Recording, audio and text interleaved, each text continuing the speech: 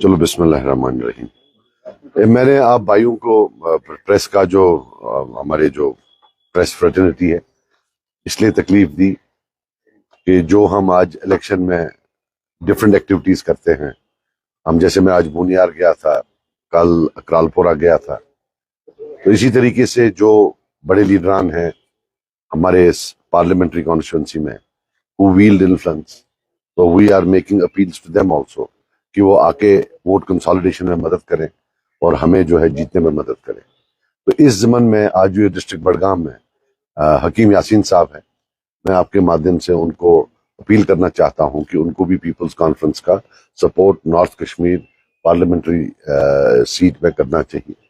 इसी तरीके से मैं नजीर खान साहब को भी अपील करता हूं कि वो भी जो है हमारे हाथ मजबूत करें और हमें जो है वहां उस डिस्ट्रिक्ट में सपोर्ट करें। मुझे पूरा यकीन है कि इंशाल्लाह इनका सपोर्ट अगर हमें मिलता है तो इंशाल्लाह वहां से भी जो है हमारी पार्टी फिर बहुत ही अच्छा परफॉर्मेंस दे सकती है। Thank you. साहब, सबसे पहला सवाल ये है कि नेशनल कॉन्फ्रेंस को शिवसेना का सपोर्ट हासिल हुआ है और मार्केट में कल बीजेपी के एक लीडर ने कहा कि ये हमारे अलाई रहे हैं पास में, तो एप्रीहेंशन है आपको कि असेंबली इलेक्शन में नेशनल कॉन्फ्रेंस और बीजेपी क्या हाथ मिला सकती है? देखिए, इलेक्शंस में बीजेपी का कोई अलाई नहीं होता है। जितने भी अलाइज बीजेपी के आए हैं वो इलेक्शन के बाद आए हैं।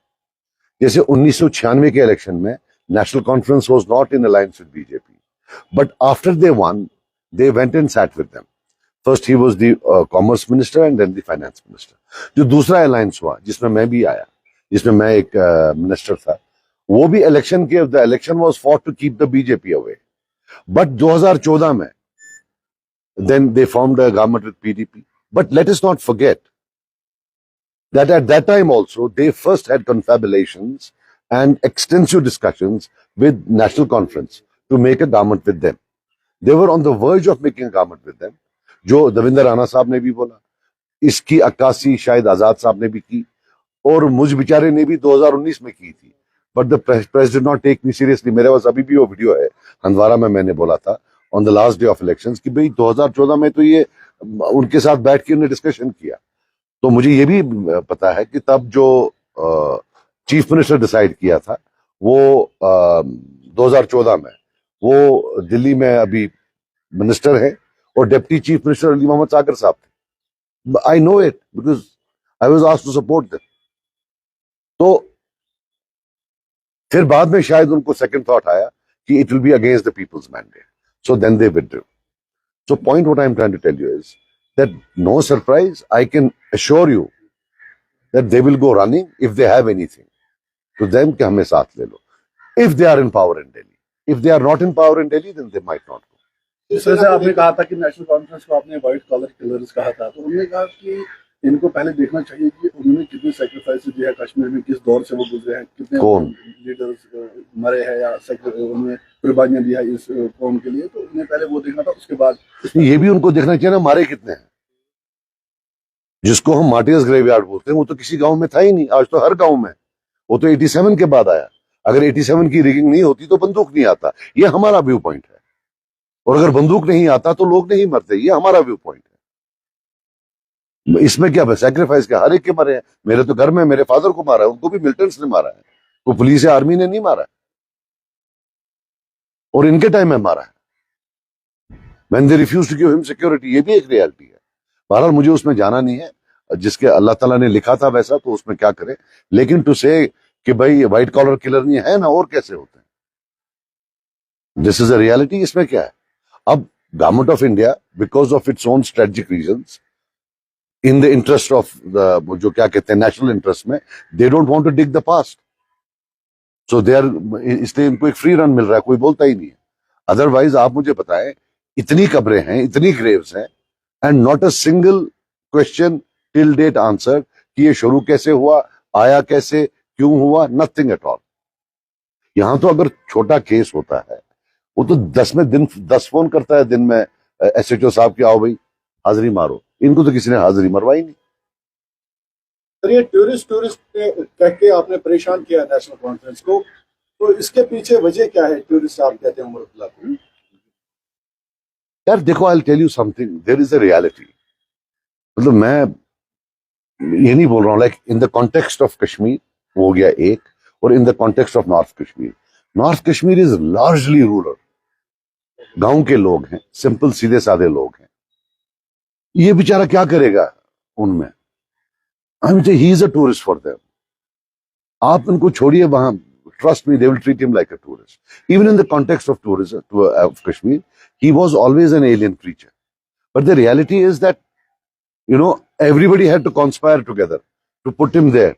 In 1996, he has entered politics. What elections were fought in 1996? तब तो हैंड ओवर किया जाता था. हम तो बोलते नहीं है ये. तब तो हैंड ओवर कौन सा? 96 में कौन वोट डालने आया? इनको तो प्लेट पर दिया है सारा. ये जो घूमते फिरते रहते हैं, वो भी एजेंट, ये भी एजेंट. 75 में प्लेट पर. 75 क्या था? What was 75? 75 was a surrender and an endorsement of all the erosions that took place from 53 to 75.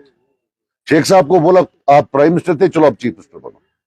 एक इरोजन बताओ जो उनने वापस लिया हो, या उसके बाद तब इन्होंने बोला, आप सुनिए, 75 में इन्होंने बोला, इनकी नई पॉलिटिक्स थी, जो इरोजन्स हैं अब हम वो ठीक करेंगे. एक इरोजन ने ठीक नहीं किया, दे एडिड टू इरोजन्स, और फाइनली 370 ही चला गया. 75 में प्लेट पर एक भी एमएलए नहीं था. 8th wonder of the world कि उनको लाया, सोनम नरबू साहब को लाया, डीडी ठाकुर साहब को लाया, सबको बोला इनके पीछे लग जाओ. और जब ये थे दिल्ली के सपोर्ट में, तब भी ये बाकियों को दिल्ली का एजेंट बोलते थे. So this is not something new. फिर आप चलिए 1987, जब ये हारने के लिए तैयार थे, everybody came together. It was a national policy. किसी ने उफ तक नहीं की. They rigged blatantly और इनको प्लेट पर हुकूमत दे दी.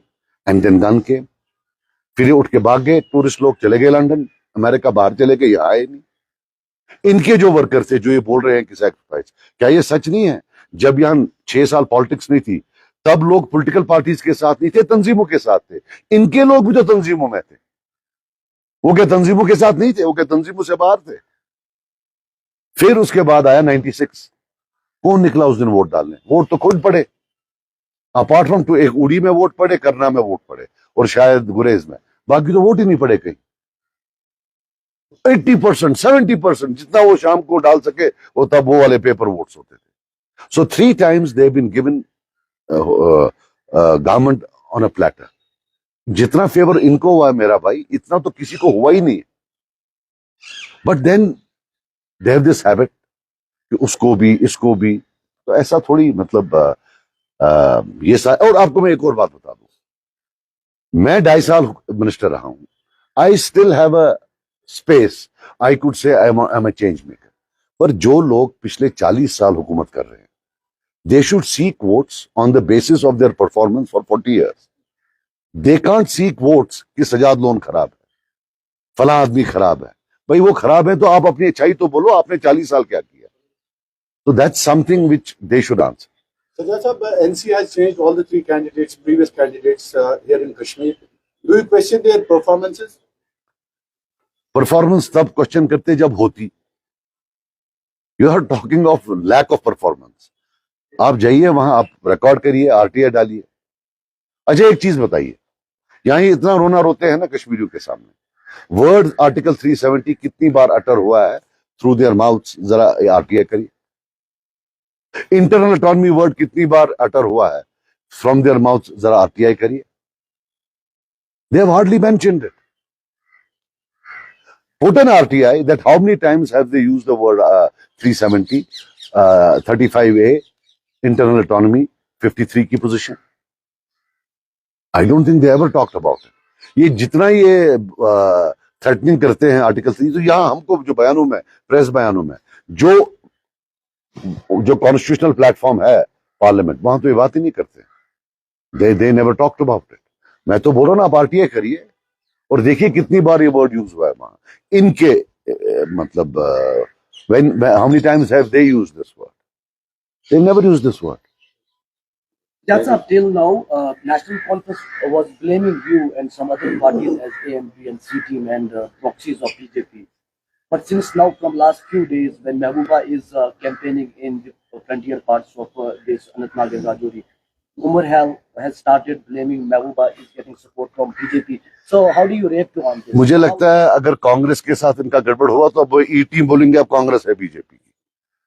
मैं आपको बात बताऊं, just listen to me. In 1996 or 97 when they were in an alliance with the BJP, when Umar Abdullah was a minister, foreign minister, do you know Sheikh Nazir Sahib used to issue statements कि BJP is a communal party?